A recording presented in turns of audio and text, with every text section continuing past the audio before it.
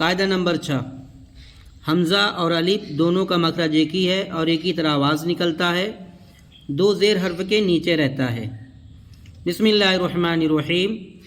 حمزہ دو زیر ان، با دو زیر بن، تا دو زیر تین، سا دو زیر سین، جیم دو زیر جن، حا دو زیر حین، کھا دو زیر کھن، دال دو زیر دن، زال دو زیر زن، را دو زیر رن، زا دو زیر سن، زن، سین دو زیر سین، شین دو زیر شن، صاد دو زیر سن، داد دو زیر دن، تا دو زیر طن، زا دو زیر زن، عین دو زیر عن، گین دو زیر گن، پھا دو زیر پھن، کاف دو زیر قن، کاف دو زیر کن، لام دو زیر لن، مین دو زیر من، نون دو زیر نن، وا دو زیر ون، ہا دو زیر ہن، یا دو زیر ان۔